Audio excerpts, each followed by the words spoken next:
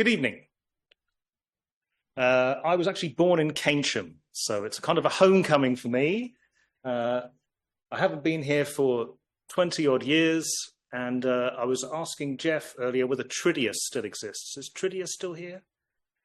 No, all shaking your heads. I used to be my favorite toy store when I was about 5 years old. Anyway, I'm here to talk to you about AI and creativity and my relationship with it. I've been working with this stuff for quite a long time, and hopefully you might learn something, and I'm sure you're going to have some questions, so I'm just going to crack on. Firstly, don't panic. This is Douglas Adams holding his Hitchhiker's book, which has been fed into a neural network, which has attempted to make a movie out of it. And it's produced a rather disturbing look on his face, where he's moving a bit, but he also looks quite uncomfortable, which is generally the feeling we have about AI. So my particular area of artistic interest is what I call algo culture, which is the culture that involves machines and algorithms. And if we look at E.B. Tyler here, Victorian anthropologist, here's his definition of what culture is. It's that complex whole which includes knowledge, belief, art, morals, law, custom, and any other capabilities and habits acquired by a man as a member of society. Now, the key word here is man, because it's not man anymore. Culture is an organism. So I like to think of culture as kind of like an organism rather than an instantiation. So we are all human beings with our own memories and opinions and thoughts. All of those thoughts and opinions and abilities come from the culture that we share. If a flying saucer appeared over Bath overnight and wiped your memory, we'd all be banging rocks in the morning. Culture is the thing. And so culture is the organism that spans across 8 billion people, and we share it with other people to a greater or lesser extent. And actually the animal, the thing itself, is the culture, and we're just the way that's instantiated. And so where does culture live? It lives in us, and increasingly it lives in machines as well. Culture lives here. This is a server farm in the middle of the desert that holds Facebook, full of these kind of machines. And in a real sense, these are representing culture. Culture is happening inside these machines as well as it's happening inside us. Increasingly, culture exists in things like ChatGPT, which have ingested lots of our information that we put on the internet and have got their own interpretation of what that culture is. And anyone who interacts with these systems is engaging in a cultural interaction. Slightly different than the one you have with another human being, but it's the same kind of stuff. So what is AI? Historically, AI were what we would call expert systems. So the idea would be that you would find an expert and you'd ask them lots and lots of questions, and you'd be able to create effectively a tree diagram of decision. This is a decision tree about what's wrong with my car. Does my car start? Yes, then fine, go and drive your car. No, well, is the starter turning? No, then maybe the headlights work? Yes, no. So here's a kind of set of decisions that you can make to hopefully diagnose a problem. And in the 50s, 60s, 70s, this is the way that we thought we were going to encapsulate knowledge and information, which we would go to a domain expert, ask them a lot of questions, turn it into a decision tree, and then we'd have a machine that could answer any of your questions on that domain. It turns out that's actually quite hard, because most of what experts know doesn't really break down into yes/no answers. It's a bit more complicated than that. And so as a result, AI kind of got a bit stuck and entrenched in this way of looking at things and realized it wasn't really an easy way to capture the world's knowledge, because it involved, quite a lot of difficult questions. So what we're talking about AI these days is we're generally talking about machine learning, which is what we would call an artificial neural network. So the idea is that it's inspired by the way that brains work, but we build it inside a computer. So each of these circles you can consider as representing a neuron, and each of these lines is a connection between those neurons, just as you would find inside your brain. There are a series of connections that join up the neurons. And by changing the strength of those connections, you can mathematically produce a value here at the output on the right. So depending on the numbers you put in and the things that it knows and its hidden weights, it can produce an output at the other end. So it's biologically inspired, is a way of looking at it. So what it isn't is Skynet. We're not there yet. It's not going to take over the world tomorrow. It's not going to destroy us all. It's just an interesting way of feeding a lot of data into a machine and getting some answers out. And people have got very excited about it. So how does it work? Here's an example of another neural network. So if we look at the number on the left there, the number 2, it's made up of a number of pixels. And if we represent those pixels as 784 neurons on the left there as the input, we can translate that number 2 into a set of activations at that layer. And at the far end, you can see it lights up the number 2. We teach it. We show it loads and loads of different versions of the number 2. And we say, when you see something like that, make this neuron at the end light up, please. And you do that over and over and over again with lots and lots of different exemplars of different numbers. And then you have a machine that will recognize handwriting simply by feeding it in a bunch of data and telling it what you want the answer to be. And that's pretty much the basis of all modern AI. And obviously, we're not necessarily feeding them numbers in pixel form. We're feeding them hundreds of millions of documents that we've stolen from the internet. So all of the things that you learn are based on stuff that's been scraped from the internet. And we'll get onto why that's a bad idea in a little bit. So this is a little map of Google mentions of the phrase big data and the phrase machine learning. So a few years ago, if we look, where's the blue line start? 2010, 2011, there was a lot of excitement about big data. That's when everyone was on the internet and every click and message that you sent was another piece of information. And it's like, this is brilliant. If we just watch everything that everyone's doing, we can make fantastic insights and make more money. It turns out it's really hard to analyze lots and lots of data. If you've got millions and millions of data points, it's really hard to work out how to process them. So lo and behold, these neural networks come along and you go, I'll feed all of my big data into this machine and magic will happen. And you can see in terms of the mentions that machine learning around this inflection point about 2018 becomes much more significant than big data. But one is a result of the other. So the internet gave us lots of data. Machine learning gave us a simple way of eating all that data and finding some answers, hopefully. And to do that, obviously, we have to scrape the data from somewhere.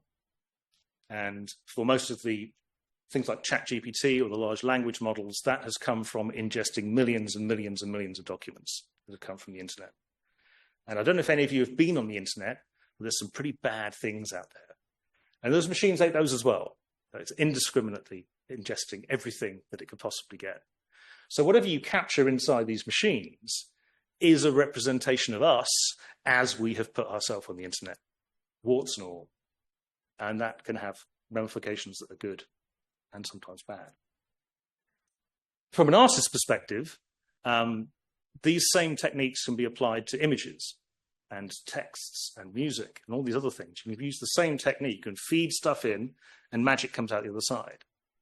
So this is an example of a neural network called StyleGAN, which was an architecture that came out about 2019 that allows machines to effectively train themselves. So you can give them lots and lots of pictures and say, what I want you to do is to learn what these things are.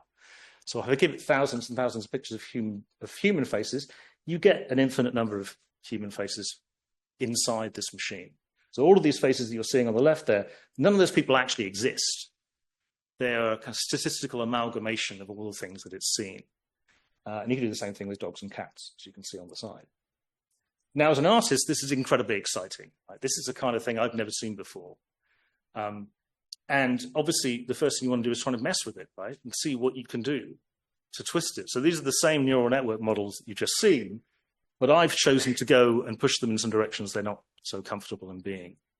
And this is known as the latent space of a neural network. So the stuff that it's learnt inside its neural network brain is referred to as the latent space. And quite a lot of the artistic works that you're going to see coming up are based in just playing in this space. If I train this machine on millions and millions and millions of things, what else can I find? And I say for me, what's exciting is the stuff that is perhaps unexpected. So this is effectively a geometric rotation inside the space. So I'm asking it for a human face, but I'm also asking it to rotate the values inside its brain in a slightly different way. Here's an example from 2021, which I trained it on Francis Bacon paintings. Because obviously GAN type outputs are often compared to Francis Bacon. And so I thought, well, let's see, can we make new Bacons? And lo and behold, you can. None of these Francis Bacon paintings actually exist. They are statistical amalgamations of all the Francis Bacon paintings that I could find. And they feel just like Francis Bacon paintings, but they're not. They're not. Bacon never painted these.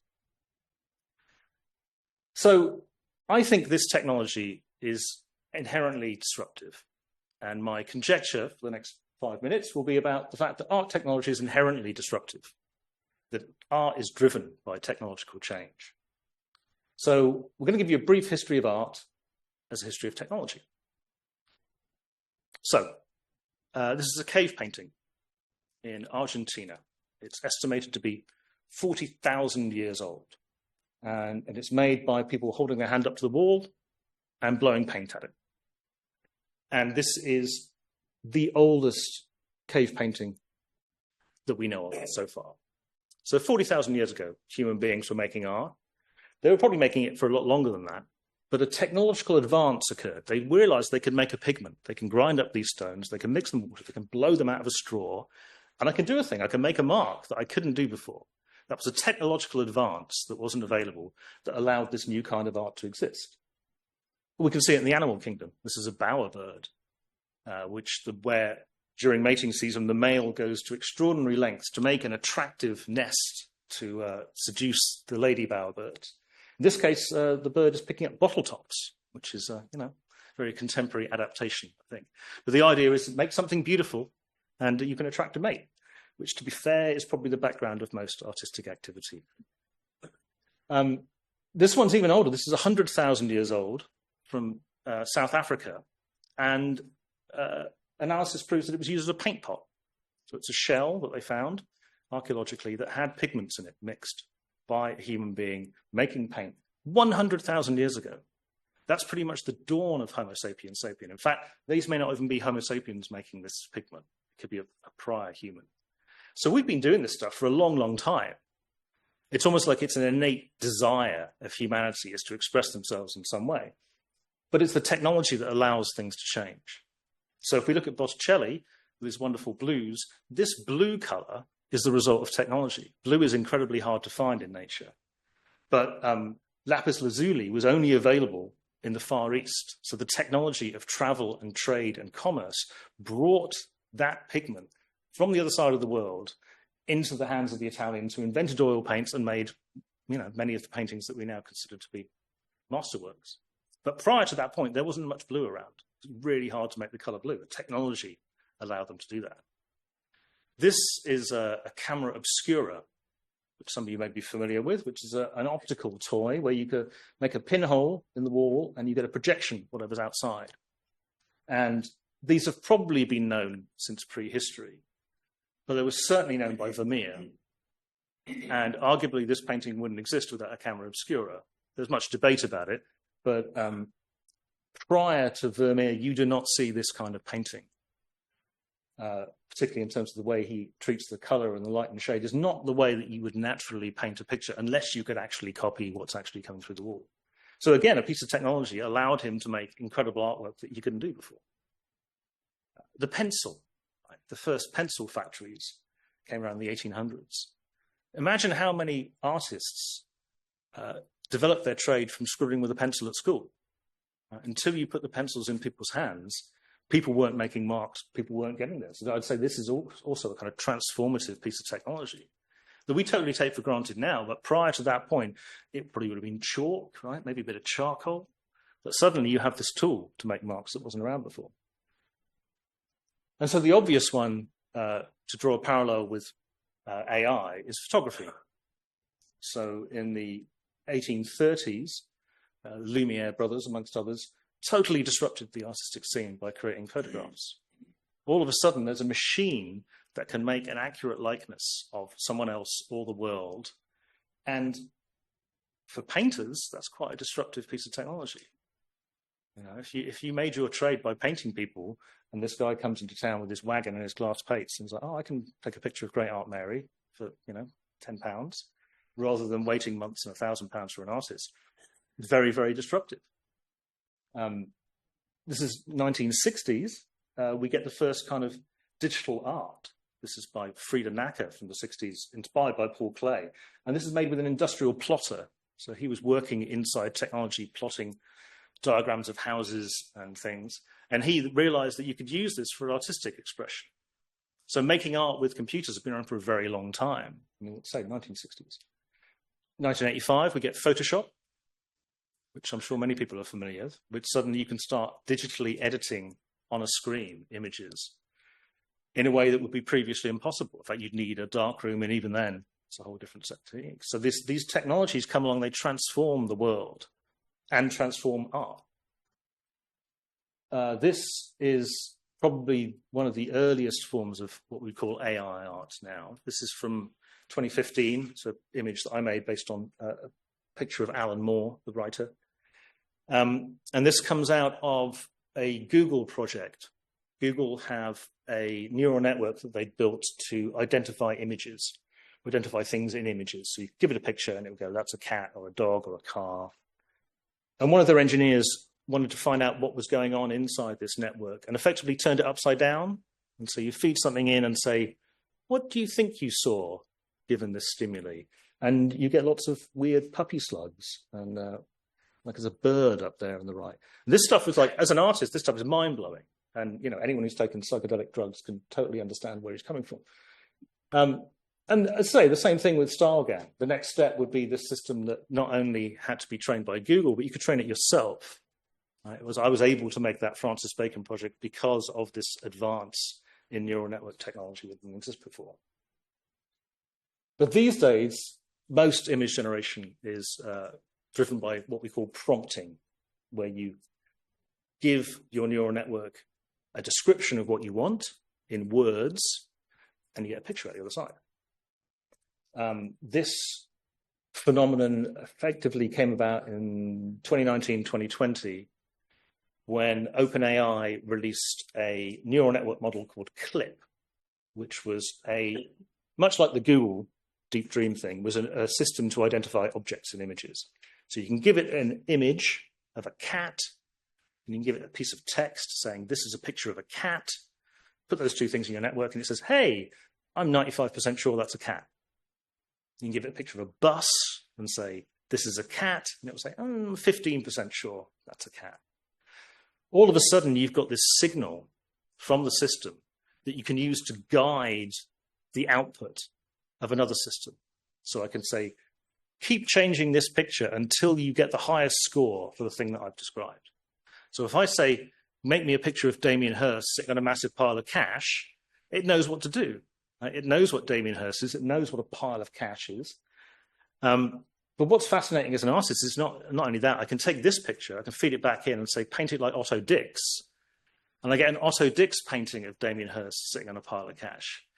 And this stuff is incredibly exciting. And, you know, launched lots and lots and lots of stuff that you're now beginning to see on the internet. Here's one from 22 when I was posting these on Twitter. My friend JJ Charlesworth, who's the editor of Art Review, was a big follower, and his comment on this one is, I am viewing these images while sitting in a parliamentary select committee hearing. My favourite response. The downside is it brought about this phenomenon of the prompter, which is these group of people who are like, I'm an artist now. Look, I can type some words and get an amazing picture.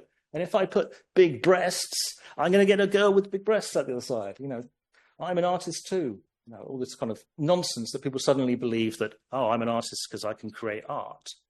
And quite a lot of the tension that we're feeling right now about can AI art be art and where's AI's role is because the people who do it are some of the worst people alive. And, you know, it makes it very difficult for those of us with a little more plurality. So what's to remember is this is artists are not special snowflakes. So that's what's proven by these systems, is that it used to be that a work of art is created by a magical special person who has skills and training and thoughts and emotions that normal people don't have. They're amazing, they're artists. Historically, that was true. But this is a painting that was made for money, for rich people. Right? Art, most of the art you see historically is based on rich people buying pictures of themselves to put in their house. The idea of art as being a kind of pure expression available to everyone is a relatively new thing. Historically, it was all about the money. And so it's a combination of talent and patronage that produce most historical art. AI kind of upsets the apple cart on that, because you can produce an AI image of this quality without ever learning to paint and without a multimillionaire benefactor to pay you to do it. But photography obviously changed that. And I'm sure some of you are familiar with this very famous work about the work of art in the age of technological reproduction by Walter Benjamin. And this addresses this issue, which is if you move the means of production out of the hands of the special snowflakes and into the people, and you have this system of reproduction, which is, well, one magic snowflake makes a painting, and then I take a picture of it, and I can sell 1 million of them. You've changed the nature of the artwork. It's lost its aura as a special thing that an artist made to become a different thing, a thing that can be reproducible. And there was a lot of debate about whether photography could be art or not, because the instinct at the time was, this is cheating. Right? If you can get a machine to make an image of a thing, whereas normally someone else would take hundreds of hours to do it, that's cheating. It can't be art, because you're not making any effort. Right? Where's the special snowflake in the world of the art, in the world of photography? And here's actually a quote from the Walter Benjamin book. It's saying that we must expect great innovations to transform the entire technique of the arts, thereby affecting artistic invention itself, and perhaps even bringing about an amazing change in our very notion of art. 1936, that's 100 years after the invention of photography. And true, by the 1930s, we have the surrealists. These are Man Ray rayographs, who's playing with putting objects inside the enlarger along with negatives and messing with it and doing kind of bending the technology to his own whims. And now we fully accept that photography can be art, right? There's no question about it. But it took 100 years for people to get their head around that. And that's kind of where we are with AI, right? AI has been around for less than 5 years. Culture is not ready to deal with it. But in 100 years' time, it'll be as old a hat as photography is now. But we're just at this pointy end of it at the moment. In fact, you can see it here. So on the left, we have an Edward Muybridge series of images called Nude Descending Staircase. And on the right, we have the Duchamp painting of Nude Descending Staircase. Like the fact that photography could create this series allowed Duchamp to paint that painting in a way that he probably wouldn't have thought about without that piece of technology. So you arguably, things like cubism or abstract expressionism are a reaction to photography. It's like, well, representing the world exactly as it is kind of done. I've got a machine to do that now. I need to take my artistic expression elsewhere. So we're currently living through a phase of AI hate, particularly in the arts. I found this example online, which I quite liked. It's a little meme of a guy making art, and anything can be art, except Bobby, AI generated as art. And Bobby has created the opposite of art. And there's a lot of that vibe around, which is like, if you're using AI in your work, then it's not art. In fact, it can't be, because AI is fundamentally a bad thing. And if you use it, you're a bad person. This one as well. How long have you been drawing? Oh, 1 week of AI. I'm self-taught. I think I'm gifted. And she gets shoved off the cliff. And part of the problem is, as I alluded to before, that technology attracts nerds. Nerds live in their basements. Nerds like big-titted girls. And so quite a lot of the output you see is this kind of stuff. This is Civet AI, which is one of the largest repository for AI models on the internet. And it's full of this stuff, like little Japanese girls with big boobs. Like this is pushing the technology forward so I can make a different or a higher quality little Japanese girl.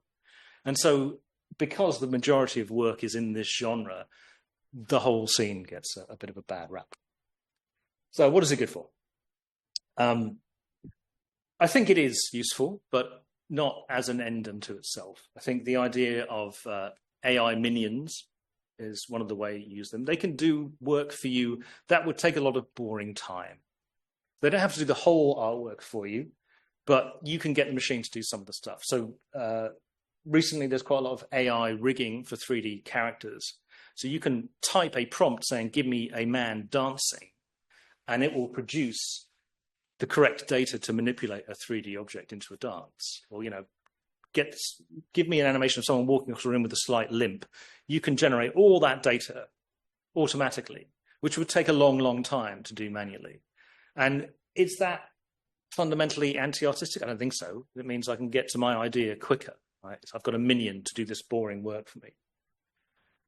This is VACE, which is a Chinese model that came out recently, literally about a month ago, which allows you to feed in one video form and extract it and translate the information to another. So this one here is an out painting. So you're starting with this video and it can generate the background, can generate all those people. Well, this guy, look, what's he painting?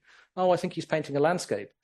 And lo and behold, it will fill in all of that video data for you on the way through. Well, this guy, you can just simply give direction, like make him walk off screen, please. And it will generate all of these images. Or this one I particularly like. See if you can guess where it is. Legal. So purely from the outline and the knowledge that this machine knows, you can get it to interpolate all sorts of interesting things. Now, whether that is cheating or not, I don't know. But in certain circumstances, it's going to save you a hell of a lot of time. Right? It doesn't necessarily say, oh, this is my greatest work of art, I'm a genius. It's more like, actually, if I want to make some dancing meerkats, why am I going to spend a week animating them by hand when I can just, take it from another source? So I tend to use them partially as minions, but partially as inspiration. So this is a picture of Marilyn Monroe. In fact, it's this picture of Marilyn Monroe on the left, which Andy Warhol stole in the 1960s to create the screen prints of Orange Marilyn, which at the time when it sold was the most expensive work of art ever sold. I think it's 64 million or something. He nicked that painting. He nicked that picture. Right? He didn't pay for the rights to that one. He transformed it into something else, and he made a lot of money. And people who bought it made even more money further down the line. So I thought it was an interesting example of the kind of thing I could do. If I do what Warhol does and steal that original and I transform it with AI, what does that produce? Right? So you can produce millions of variations, and then I'd take it into Photoshop and pick the bits and pieces that I like, and I turn it into a painting. Right? So this painting is actually hanging down in the old post office now, so you can go and have a look. So this painting is very much a collaboration between me and the machines. Right? So I'm asking the machines to play around in this latent space and find variations. I'm still making choices, and I'm the poor bastard who had to spend dozens of hours painting this thing. Right? The machine didn't do that. And quite a lot of the exciting stuff happens on the canvas. I don't know how many of you paint, but there's decisions that you make in the act of painting that humanize it. So it's not simply a kind of a mindless copying of what the machine has produced. It feels like a collaboration of me and the machine. Some of these actually also in the post office. The one in the middle, J.G. Ballard there, and on the left, Wittgenstein. Personally, I'm fascinated with this idea of taking AI offline and into places where you don't expect to find it, because we're seeing a lot of it on the internet, and we're seeing it on our screens, but in the physical world, we don't see so much of it. I call it making physical printed objects. This is a little booklet I created called the Torynomicon, which lists a series of Tory party demons. Demon of nepotism, the demon of greed, and the demon of hubris. These were all trained on woodcuts. So you can take a whole series of woodcuts and they can apply the same approach to, as, big-breasted Japanese girl, but to produce woodcuts. And they produce a whole new demonology. And you print them out on a piece of paper and put them in someone's hand. They become a very different thing. You treat them in a different way than you would if they were on a screen. More recently, I've been making music and using this technology as video source for the backgrounds while performing. So this is actually based on a 1920s open source dancer that I found. It's been sent through this system and created, I think fascinating and interesting artworks.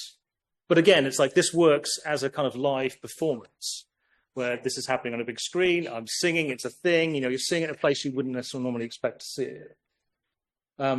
It's also a lot of fun. Like this is a project from a couple of years ago, which is breakdancing medieval marginalia.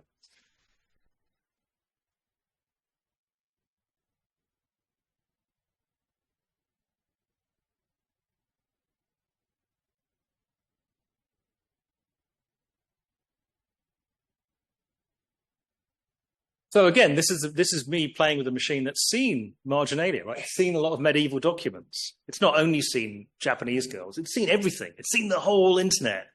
And if you start poking in those places, there's all sorts of fascinating things in there. It's just you need to go a bit beyond the kind of lowest common denominator. Now, part of the problem with AI, of course, is that we now live in a post-truth world, and AI is being used to manipulate what we see. And I've done quite a lot of work with deep fakery over the years. I find it fascinating. It's a interesting tool for satire. When our glorious leader left us a few years ago, I made this piece which summarizes his time in office, I believe.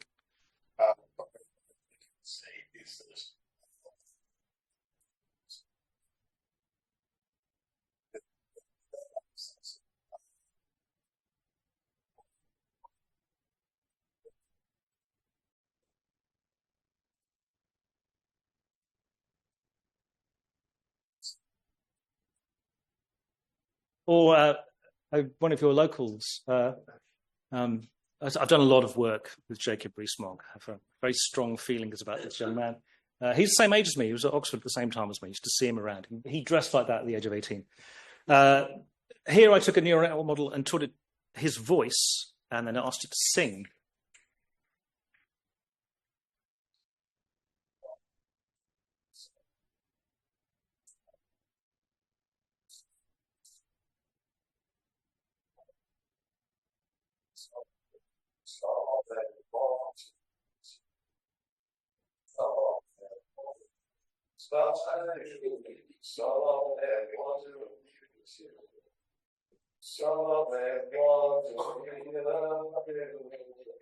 This is my favorite bit here.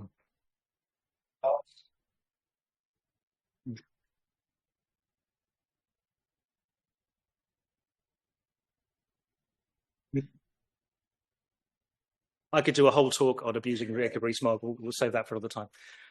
Obviously, it's being used elsewhere, right? So this Donald Trump posted this on his own Truth Social a few weeks ago when the Pope died, and he thinks this is funny, not realizing that Catholicism is a pretty large religion with quite a lot of followers, and not everyone would like it. But this is the kind of thing that is now relatively easy to do, and obviously this is not a real image, but you could make it look a lot more real. This is not new. Marcus Aurelius, 2nd century. Everything we hear is an opinion, not a fact. Everything we see is a perspective, not the truth. This is 1800 years ago. This idea has been around. The idea that what you see is not the truth. And particularly when you've got intermediated truth, right? You see things through the screens, you see things on your social networks, you see stuff being offered to you, and you expect it to be true because this is the place where truth resides. I look at my screen and true things come out of it. But now you can look at your screen and lies come out of it. And in fact, this very week, Google launched VO3, which is their latest video model that allows you to prompt, again, write in a little text prompt, and generate videos with speaking voices.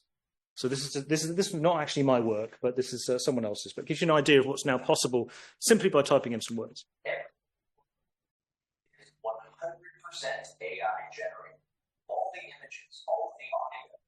Here are some examples of what Floyd was able to do with the new VO3 from Google. Tonight on Speak, AI video, art form or algorithmic anarchy. We go live now. So you can see the danger here, right? If you can generate a news report that can say anything.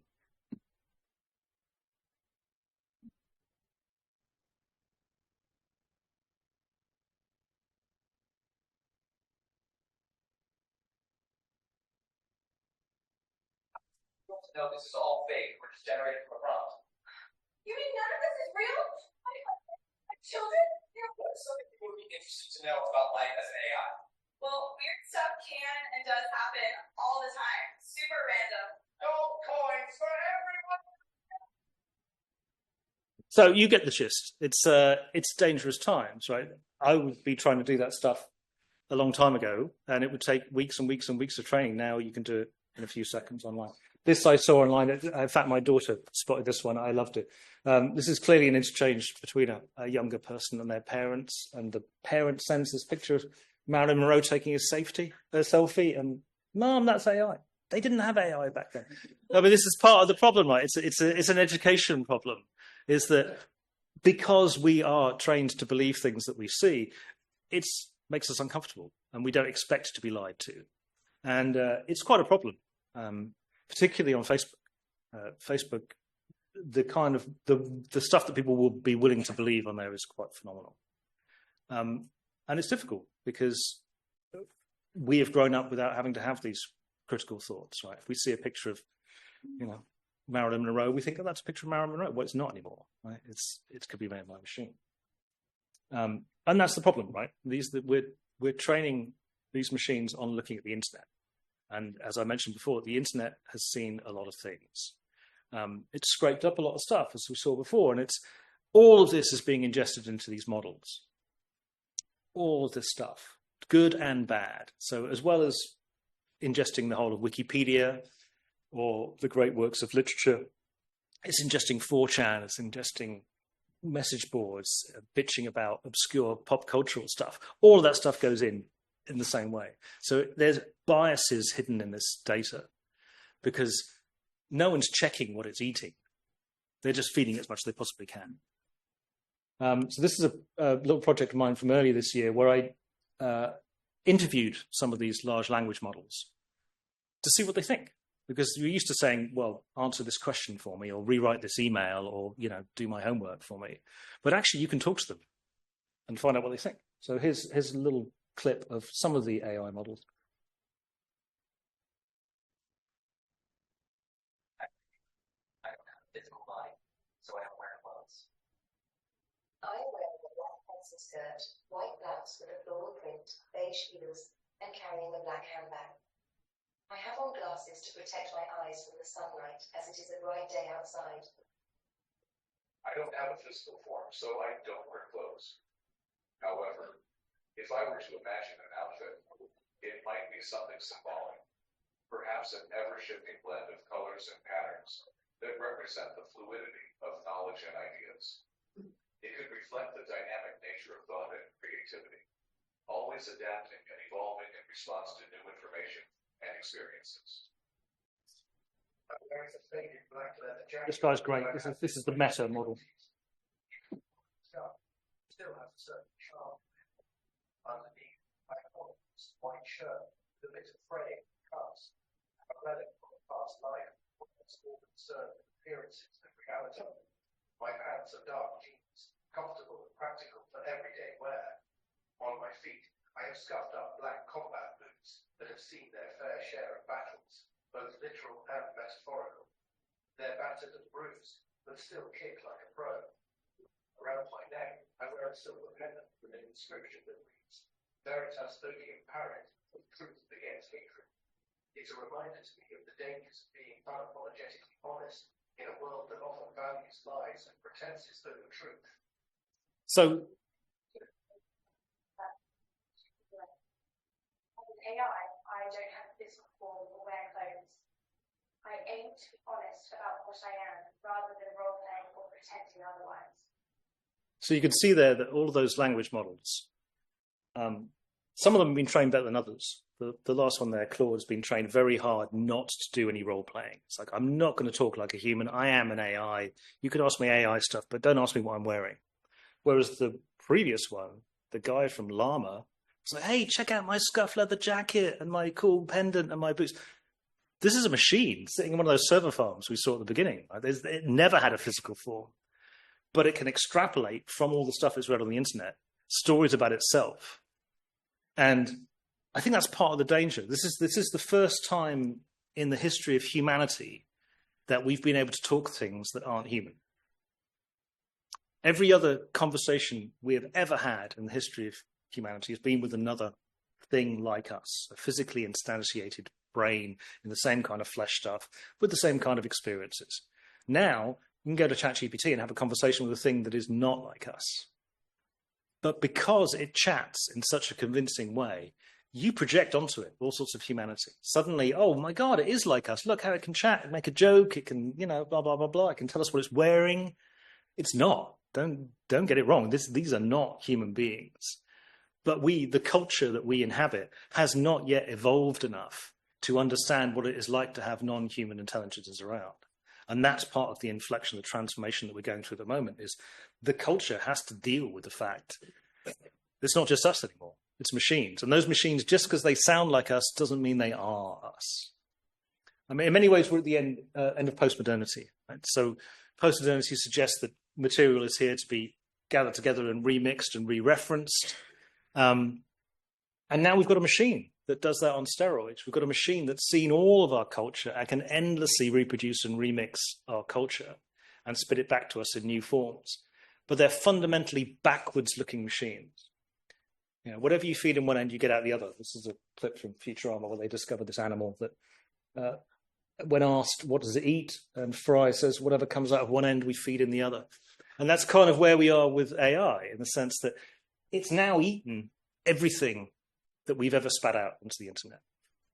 And the internet is now filling up with stuff that AI is generating. The last clean scan of the internet was probably about 2022. So anything going forward is already contaminated by whatever's coming out the other end of this machine. And it's a problem, right? Because there's a lot of money riding on this thing. It's like, if we keep throwing money at it and training on more stuff, they will get better. Because look how they got better when we trained it on more stuff. We've reached that limit now. Right? They've ingested everything that we've spat out on the internet. And not only is that stuff on the internet, you know, a bit twisted in places, it's also incredibly biased. Like, it's made mainly by white people in California. Right? 7.5 billion people in the world did not contribute to the culture that's going into these systems.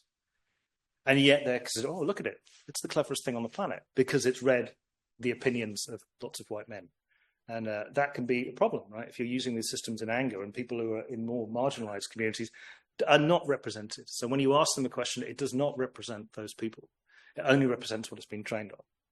And it's not going to be improved by, suddenly feeding it in a bunch of language from sub-Saharan Africa, because the stuff doesn't exist, right? There's no written culture, and there's not readily ingestible forms of that culture.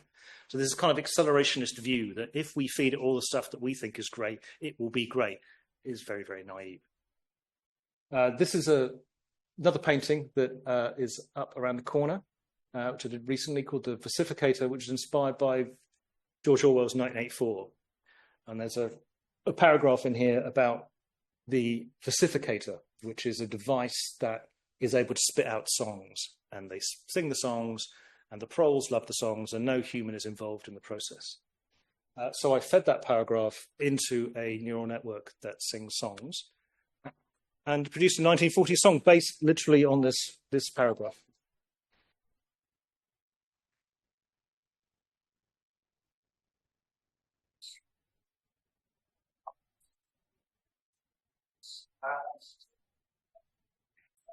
One of countless similar songs published for the benefit of the proles by a subsection of the music department. The words of these songs are composed without any human intervention, whatever on an instrument known as a versificator, but no one sang so tunefully as to turn the dreadful rubbish into an almost pleasant sound. He could hear the woman singing, and the scrape of her shoes on the flagstones, and the cries of the children in the streets. And somewhere in the distance, a faint roar of traffic. Well, you get the gist. So the fact that it does music so well now is something I was not expecting. Having watched the visual stuff, the video, I kind of hoped that music was safe. It's the same thing. So that prompt was literally, make me a 1940s tune and use these words. I did nothing else. Right? I just put those two things in. And that's kind of where we're at now. So in terms of like the art being created, it's very difficult to know how much work has gone into it. And when the video models first came out, I made this one, which was a kind of a collaboration between me and the AI. You count the fingers there.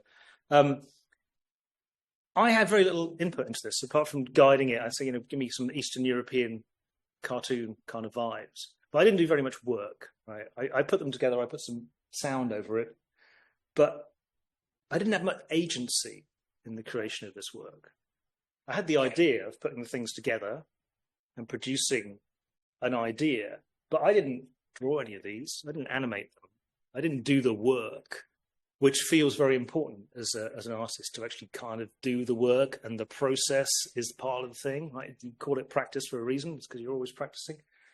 And it makes me uncomfortable, even though I use this stuff every day. It does make me uncomfortable how much effort is or isn't involved. And once again, we can look to history for this, right? Duchamp got a pisser, put it in a gallery, said fountain, signed it, Mutt, changed the history of art completely. Arguably, he didn't actually make it, but we'll get into that. But this idea that concepts can be art was sort of introduced with Duchamp in the 30s when he did this, and had massive ramifications. And it feels that AI art is kind of that sort of thing. It's like, if the concept's good, then how much artistic effort you put in is kind of secondary. But instinctively, given the culture we are in and the culture we've been brought up in, it feels like cheating. It feels lazy. Right? It feels like it's not proper art because I'm not working hard enough. And I think that tension is going to exist for a long time. I mean, I can feed Duchamp's into the machine and say, riff on the urinal, and it will generate an infinite number of ideas based around that concept. But again, my agency in this has been quite limited. I had that idea, but I didn't do much else. So, future.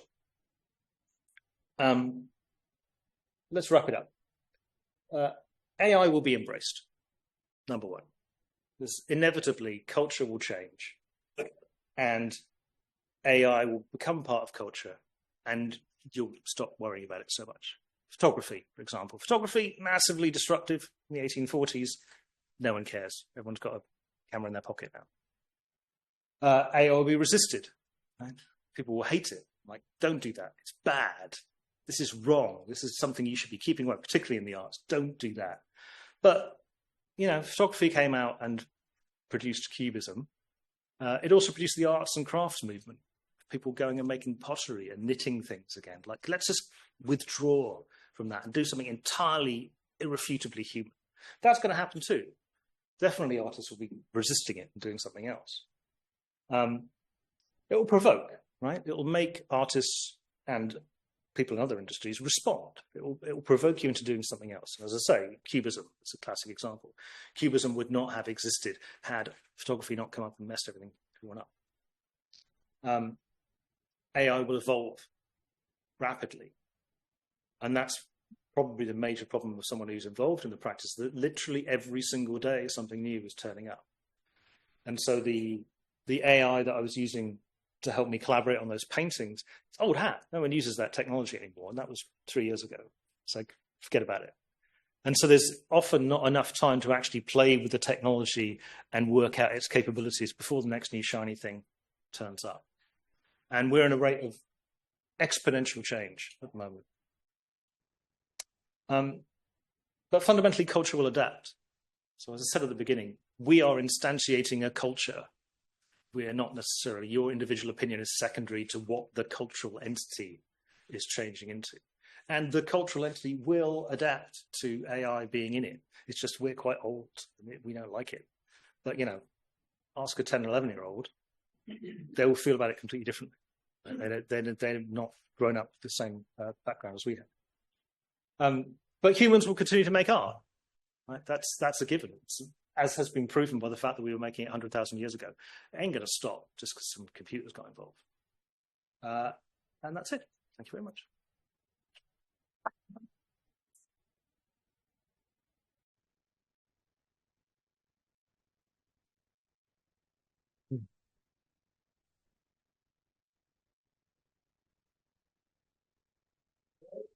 Questions?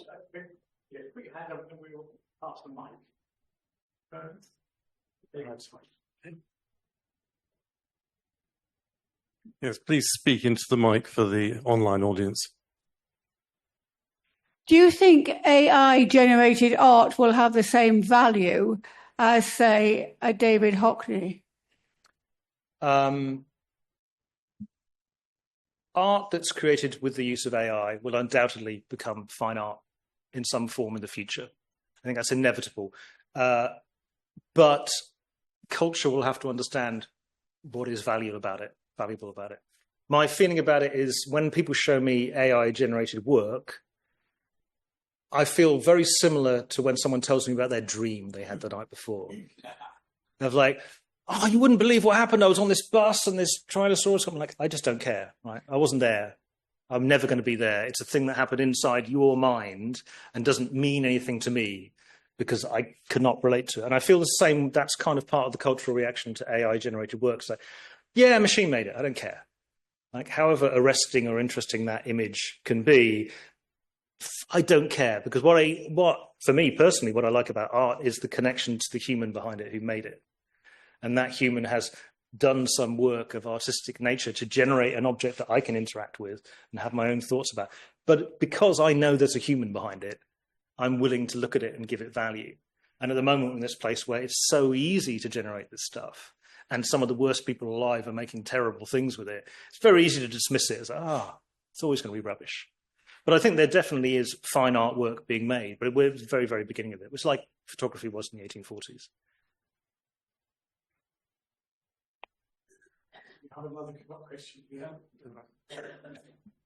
I promise it will be my only question. I think why I like all that politics stuff is it looks real up to a point. It has a reality. It reminds us of the reality, but all its content is about untruth. Mm-hmm. It's a satire. And so what's happening is it's very knowledgeable and it's not trying to fool you about anything. It's telling you, well, we really do know what's happening. I mean, the truth is, Mr. Trump fancied that.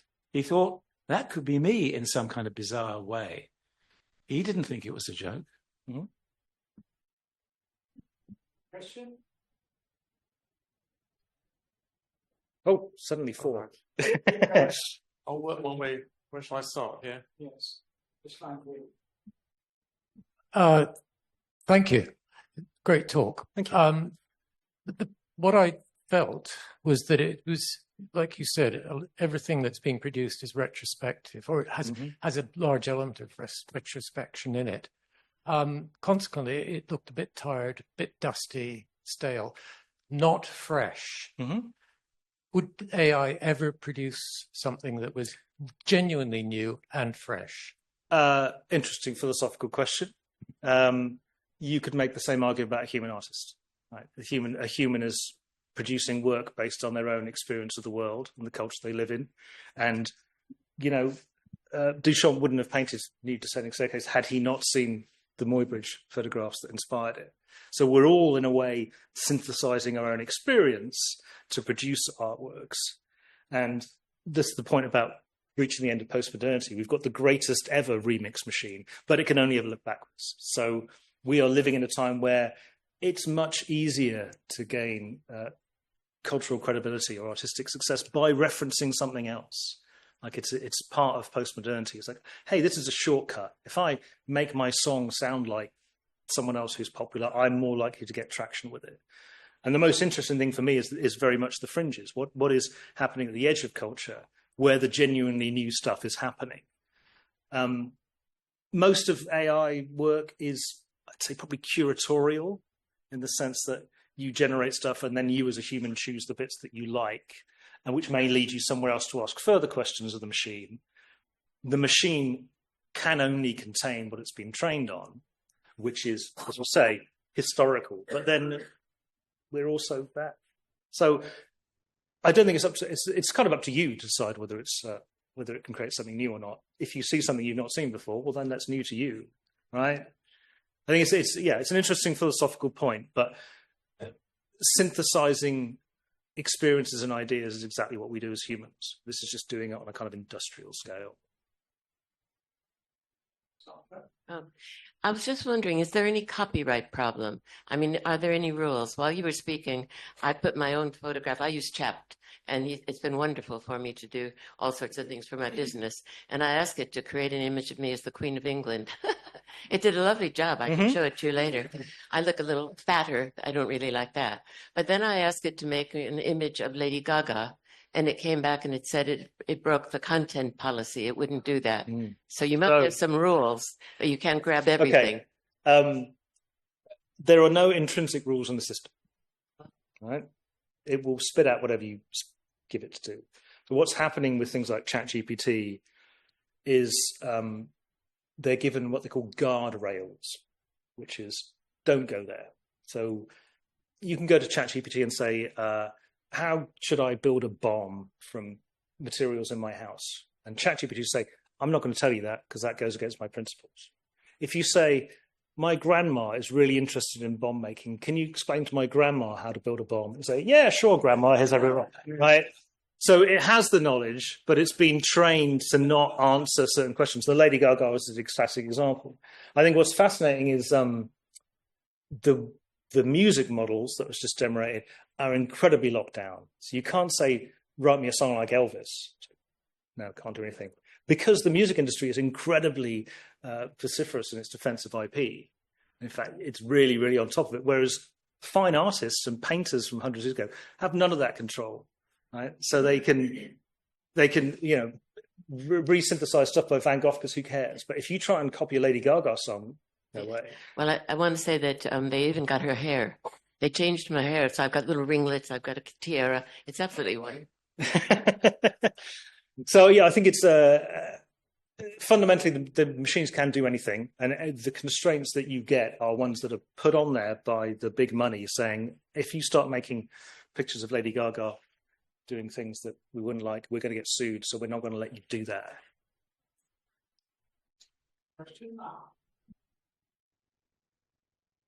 I'm interested in the fact that you say everything that AI can do is only what it's been trained to do by a human. Can you envisage a time when machines can develop philosophy of their own? This is how we think as machines. This is what we value as machines. Not something that a human has taught us to know about, but something which we know and only we, because we are machines, place faith in, if you like. Yes, but not yet. So one of the things that's occurred with, particularly with the large language models like ChatGPT, is they've read everything that we've written down. It turns out that we don't write a lot of the stuff that's really important. So common sense, for example, common sense, we don't write and put on the internet. So the machines never learn common sense, right? They may know the nuances of stuff that it's read from Wikipedia, but it doesn't know that if I fall down the stairs, it's going to hurt, for example. You know what I mean? That kind of, it doesn't have any of that stuff because they're not evolved, they're not embodied. They don't get born into a flesh suit and learn by living in the world. So at the moment, they are limited by what we have written on the internet. But that is beginning to change, right? So you're now getting multimodal models where they train them not only on text, but also images and video. So you're suddenly synthesizing not only the written word, but actually what it can see. I think there will be a step change when they start integrating robotics data, which is happening now. So if you've got a machine that is actually in the world, that is experiencing the world more like we do, then there's a chance that it's going to get a new understanding. But fundamentally, they can only produce a synthesis of what they've been given, just as we can, right? So as you increase the range of modalities that are fed into the system, the degree of sophistication is going to go up as well. And they're going to start making interesting cross-modal insights. I think what happens when you connect up one of these machines to a space telescope, right? Or an atomic microscope, seeing things that we as humans cannot see without an interface. Well, these machines, they're all data, right? So you can suddenly start experiencing the world in a way that is incomprehensible to us. Now, whether that will mean, I mean, I guess you're kind of pointing at the sort of consciousness, self-awareness thing, and I think that's a philosophical can of worms. I think the machines that give the impression that they are doing that stuff are just around the corner. Whether they actually are is probably one for the philosophers, I think.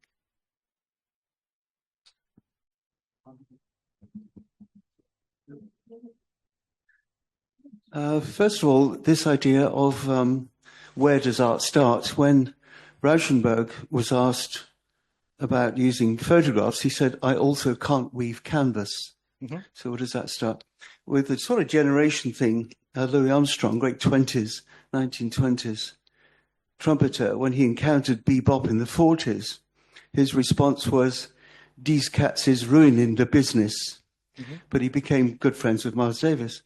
And the other thing is, if we look back at Renaissance art, all of that was a lie. It was taking myths and stories from the Bible and elsewhere and trying to make it look as though those things had happened.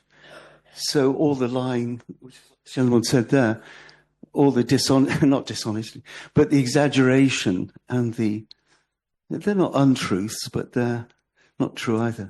I would argue that, as Picasso said, art is the lie that tells the truth. There's something about playing with the truth that is exciting in art. And it's exciting, as this guy said, about something genuinely new is exciting because I've not experienced that before. And I think the problem is because we're at such an early stage of this stuff, people are doing the easiest, obvious things, right? And it's like, oh, let's make Trump do a fart, or get Lady Gaga to sing this song, right? Kind of the obvious thing to do. But I think for me, it's very much the material, right? That we have now a black box that contains all of human culture, and we're currently, asking it to write our emails. Well, it's got a whole lot of other stuff in there, and if you keep poking at it in the right way, you're going to find something interesting you've not seen before. And most of the problems people have with AI are problems with capitalism. They're not necessarily technological problems.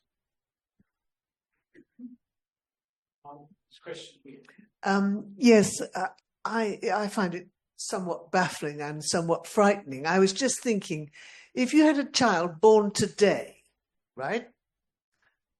And what is that child going to be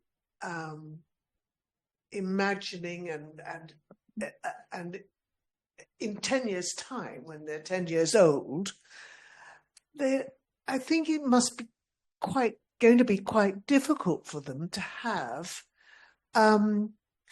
moral values, perhaps, artistic values, perhaps, and because also there are a lot of bad people in the world, and all those things added together, I find it a bit frightening. I don't know about anyone else.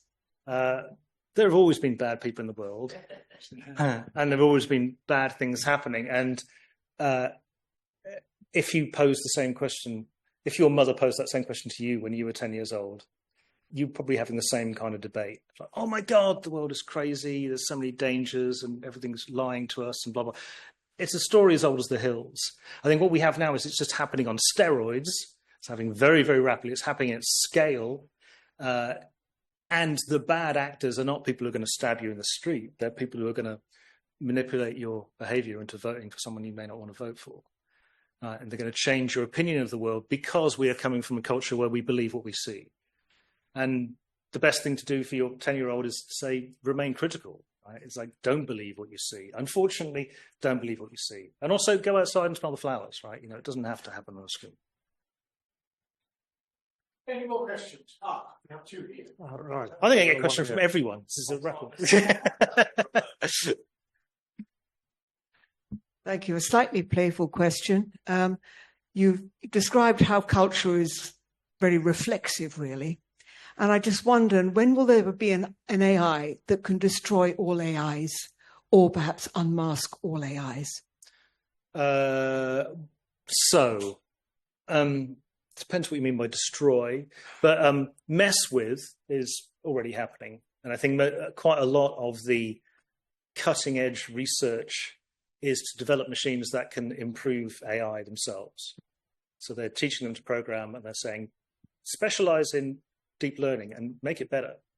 And in fact, the recent Chinese model R1, their big insight was being able to get the machine to teach itself. So I think the interesting inflection point is going to be when those machines are not necessarily cleverer than us, but they don't sleep. and I can spawn 100,000 of them to work all through the night, well, they're definitely going to be better than me because I like to go to sleep and I don't know everything out of the world. Mm-hmm. Yeah, and then you also have to question what the motivations of the person selling that system to you, right? So I think it really does come down to truth and veracity, and unfortunately, it's pretty slippery out there. I think pretty soon they'll start messing with each other. I think the US-China war is going to be interesting. Not in the physical war, but the AI war, which is going on right now, is going to have some interesting ramifications because we're getting to the point where intelligence is a resource. Right? It's like, well, I've got electricity, I've got water, I've got a roof over my head. We're used to those kind of resources. Well, I've got on tap a supercomputer with 100,000 PhD students who know everything. And I can ask those guys to do something. Well, that's going to be an interesting thing. And the first people who get that are very quickly going to eclipse the others. And that's where all the money is being thrown at the moment, because people believe that they're going to be super, super intelligent. That's a deep sigh. It's good, don't I? How do you see the impact of AGI as opposed to what we've seen so far? So AGI is artificial general intelligence, which is the idea that the machine is as intelligent as a human. So within certain domains, they're already better than us. In a lot of domains, they're rubbish. And as anyone who's played with the ChatGPT, they lie, they hallucinate, they've got no common sense, blah, blah, blah, blah. They've got all those problems. AGI is the idea that you get to a system that is at least as clever as another human. I've recently changed my position on this for two reasons. Firstly, everyone's been looking for a definition of AGI, and you'll be pleased to hear that Microsoft have defined what AGI is. It's when the AI company producing it earns more than $100 billion a year. Then they've got AGI. It's written in their Microsoft form. So that's fascinating. Glad we solved that philosophical problem. But I think I've changed my position because obviously the goal is to have a machine as intelligent as humans. But what we're getting now is agentic AGI, which is where you can spawn lots and lots of them to do tasks for you. And it struck me that they don't have to be great. But look at the businesses you work in. Most of the people are just about competent, right? And the business runs. Well, if I can spin up 20,000 just about competent AIs, I've got a workforce of 20,000 people, right? They don't have to be AGI level.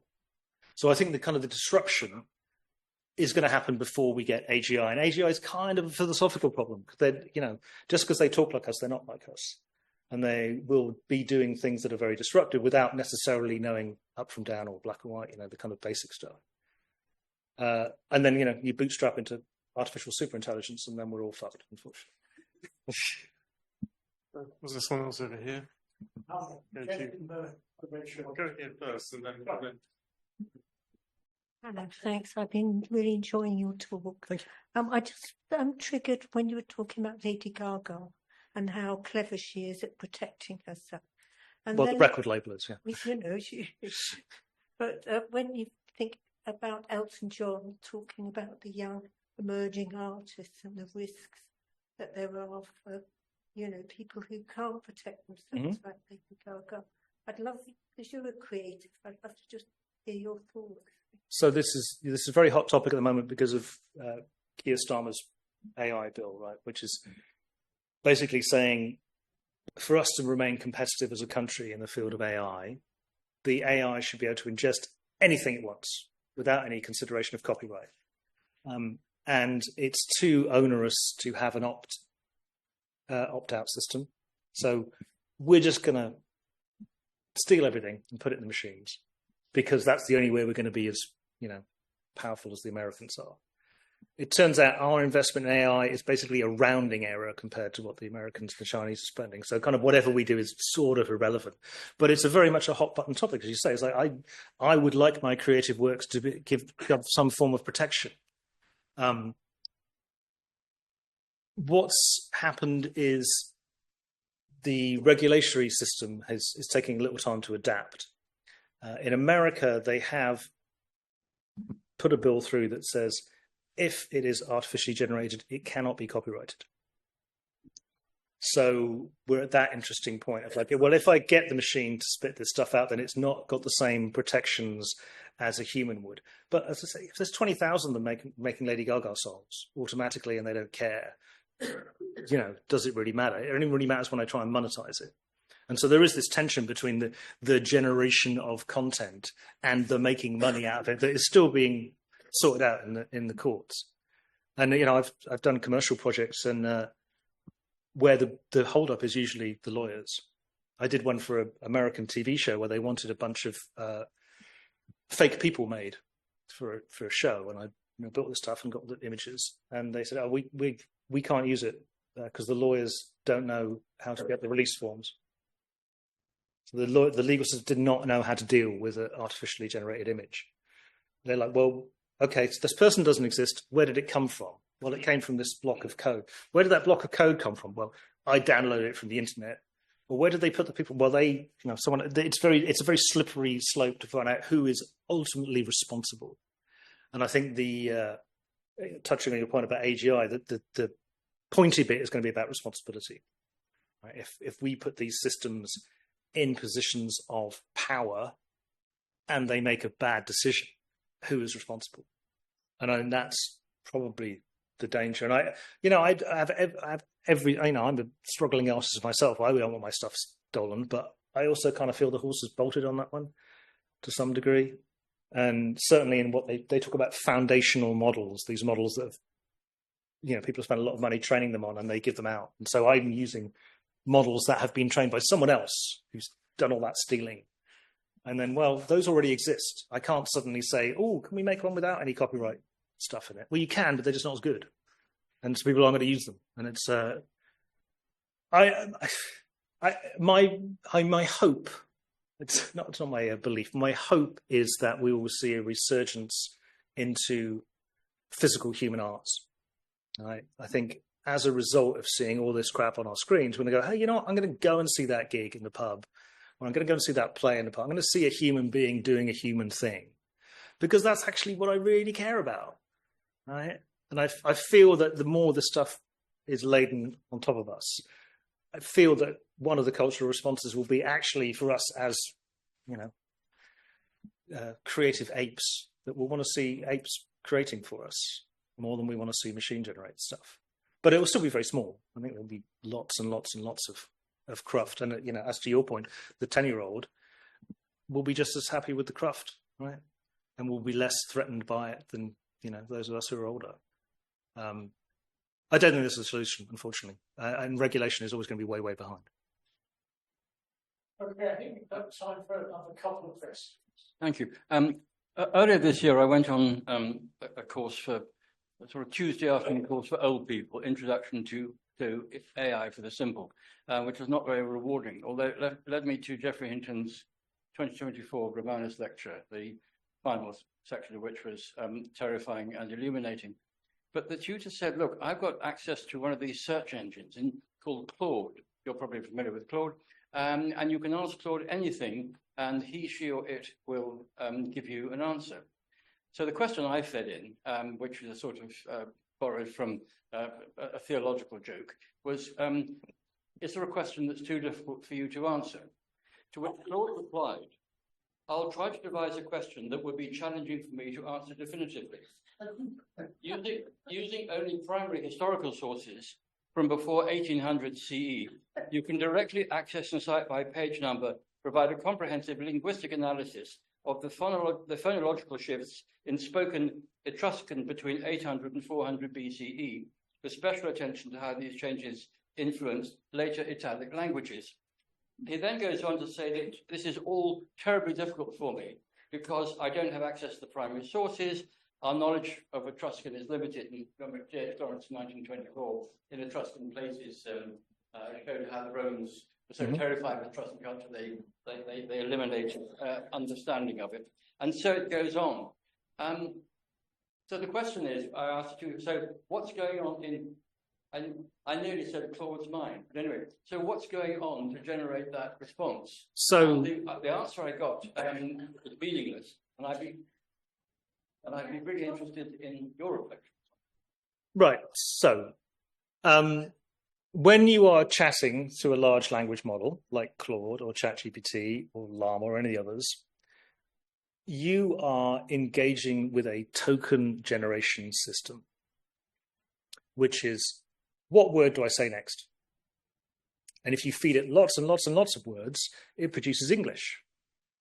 And you say, okay, the cat sat, and it'll go on the mat, are the most likely words to follow. And all of the learning that's come out of large language models is based on that principle, is given all this knowledge, what is the next word I should say? And so that's why it can make up this idea of Etruscan linguistics, because it's aware of some stuff about Etruscan linguistics, right? But all it's doing is trying to produce the next word, which is why they hallucinate.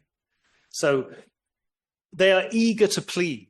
Like, look at it as an eager to please. Like, it will always give you an answer, even if it's utter bollocks, because it just wants to write more tokens.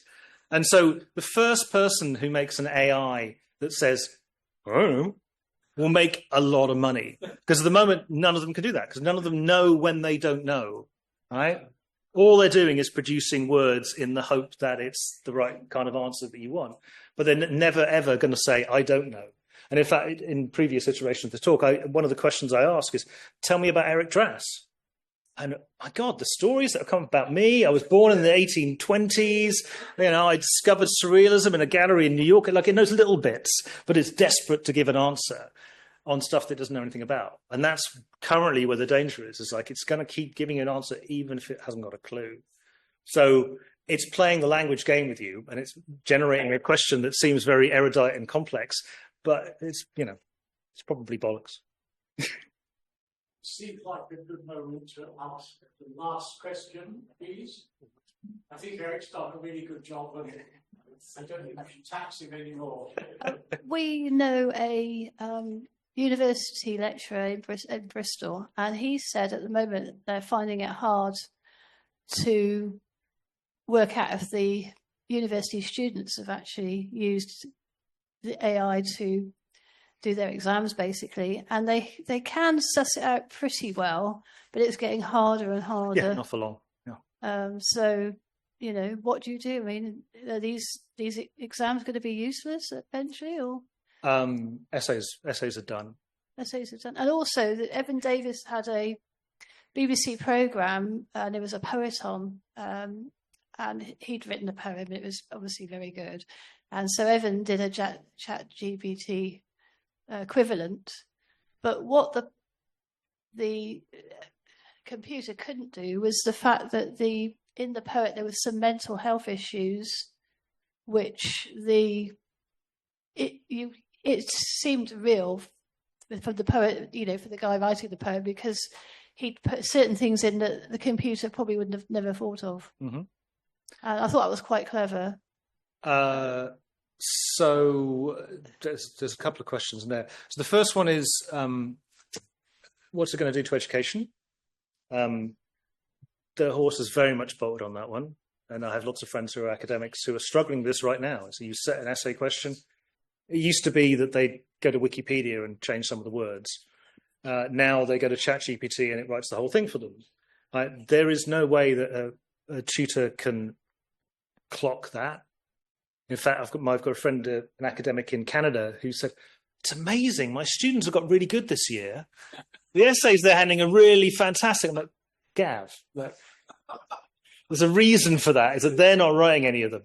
So in terms of education, I think as tutors, they have an incredible power. You can iteratively have a conversation about something and learn stuff on the way in a way that you may not get from turning up to a lecture once a week. I suppose what student you are.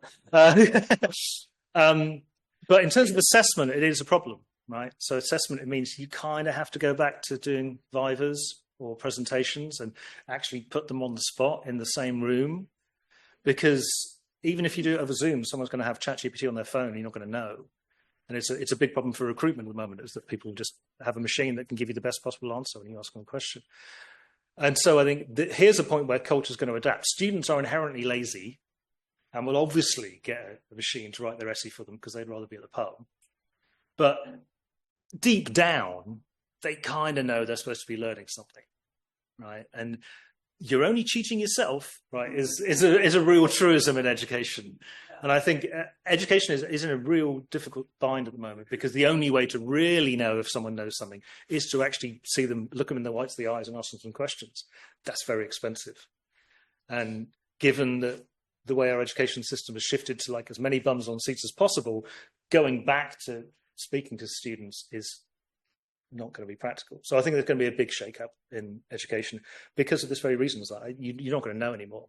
Anything that happens away from face-to-face interaction is potentially manipulable. I don't think you can fix that one, except by speaking to them. So in fact, my wife is an academic, and we were discussing this in the pub, and my vote is to build AI invigilators. So you get the people to physically turn up and defend themselves and talk about the stuff, but rather than engaging a human who's expensive to do that, you get an AI to do the inquisition. And then you probably do it at scale, right? I've got a tutorial with Professor Binary, right? And you go and hang out with him, and that's how you get a lot of students to actually learn the stuff and spit it back out. And it can ask them questions that they can't look up. But that's the only way to do it. Mm-hmm. Yeah, well, that's what the tutors are supposed to be doing, right? And the tutors are now reading essays written by machines, and who knows whether the student knows anything. So, okay. On that delightful bombshell. I think we should applaud loudly and